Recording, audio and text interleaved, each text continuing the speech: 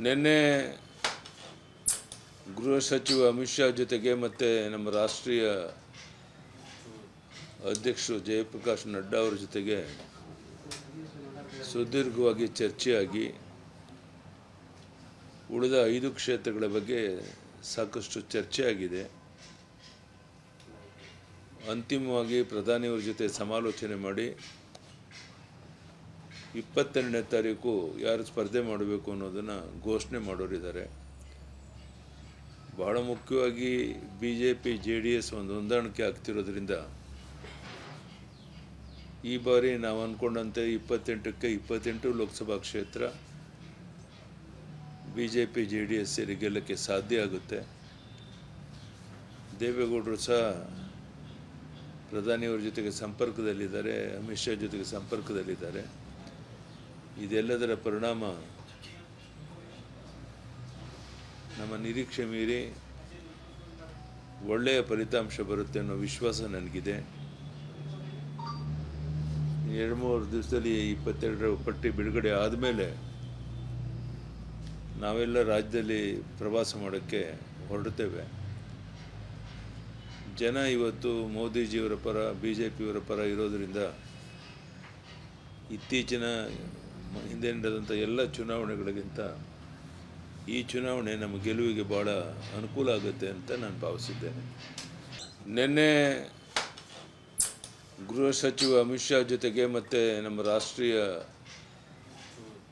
ಅಧ್ಯಕ್ಷರು ಜಯಪ್ರಕಾಶ್ ನಡ್ಡಾ ಅವರ ಜೊತೆಗೆ ಸುದೀರ್ಘವಾಗಿ ಚರ್ಚೆಯಾಗಿ ಉಳಿದ 5 ಕ್ಷೇತ್ರಗಳ ಬಗ್ಗೆ ಸಾಕಷ್ಟು ಚರ್ಚೆಯಾಗಿದೆ. ಅಂತಿಮವಾಗಿ ಪ್ರಧಾನಿಯವರ ಜೊತೆ ಸಮಾಲೋಚನೆ ಮಾಡಿ 22ನೇ ತಾರೀಕು ಯಾರು ಸ್ಪರ್ಧೆ ಮಾಡಬೇಕು ಅನ್ನೋದನ್ನು ಘೋಷಣೆ ಮಾಡೋರಿದ್ದಾರೆ. ಬಹಳ ಮುಖ್ಯವಾಗಿ ಬಿಜೆಪಿ ಜೆಡಿಎಸ್ ಒಂದು ಹೊಂದಾಣಿಕೆ ಆಗ್ತಿರೋದ್ರಿಂದ ಈ ಬಾರಿ ನಾವು ಅಂದ್ಕೊಂಡಂತೆ 28ಕ್ಕೆ 28 ಲೋಕಸಭಾ ಕ್ಷೇತ್ರ ಬಿಜೆಪಿ ಜೆಡಿಎಸ್ ಸೇರಿ ಗೆಲ್ಲಕ್ಕೆ ಸಾಧ್ಯ ಆಗುತ್ತೆ.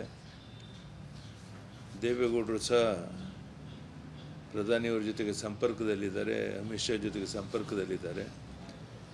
ಇದೆಲ್ಲದರ ಪರಿಣಾಮ ನಮ್ಮ ನಿರೀಕ್ಷೆ ಮೀರಿ ಒಳ್ಳೆಯ ಫಲಿತಾಂಶ ಬರುತ್ತೆ ಅನ್ನೋ ವಿಶ್ವಾಸ ನನಗಿದೆ. 2-3 ದಿವಸದಲ್ಲಿ 22ರ ಪಟ್ಟಿ ಬಿಡುಗಡೆ ಆದಮೇಲೆ ನಾವೆಲ್ಲ ರಾಜ್ಯದಲ್ಲಿ ಪ್ರವಾಸ ಮಾಡೋಕ್ಕೆ ಹೊರಡ್ತೇವೆ. ಜನ ಇವತ್ತು ಮೋದಿಜಿಯವರ ಪರ ಬಿಜೆಪಿಯವರ ಪರ ಇರೋದರಿಂದ ಇತ್ತೀಚಿನ ಹಿಂದೆ ನಡೆದಂಥ ಎಲ್ಲ ಚುನಾವಣೆಗಳಿಗಿಂತ ಈ ಚುನಾವಣೆ ನಮ್ಮ ಗೆಲುವಿಗೆ ಭಾಳ ಅನುಕೂಲ ಆಗುತ್ತೆ ಅಂತ ನಾನು ಭಾವಿಸಿದ್ದೇನೆ. ಅನುಕ್ಷಣದ ಸುದ್ದಿಗಳಿಗಾಗಿ ವಿಸ್ತಾರ ನ್ಯೂಸ್ ಯೂಟ್ಯೂಬ್ ಚಾನೆಲ್ ಸಬ್ಸ್ಕ್ರೈಬ್ ಮಾಡಿ. ಹೊಸ ಸುದ್ದಿಗಳ ನೋಟಿಫಿಕೇಶನ್ಗಾಗಿ ಬೆಲ್ ಐಕಾನ್ ಕ್ಲಿಕ್ ಮಾಡಿ. ಲೇಟೆಸ್ಟ್ ಅಪ್ಡೇಟ್ಸ್ಗಾಗಿ www.vistaranews.com ವೆಬ್ಸೈಟ್ಗೆ ವಿಸಿಟ್ ಮಾಡಿ. ಅಂಗೈಯಲ್ಲೇ ಜಗತ್ತಿನ ಸುದ್ದಿ ತಿಳಿಯಲು ವಿಸ್ತಾರ ನ್ಯೂಸ್ ಕನ್ನಡ ಆಪ್ ಡೌನ್ಲೋಡ್ ಮಾಡಿ.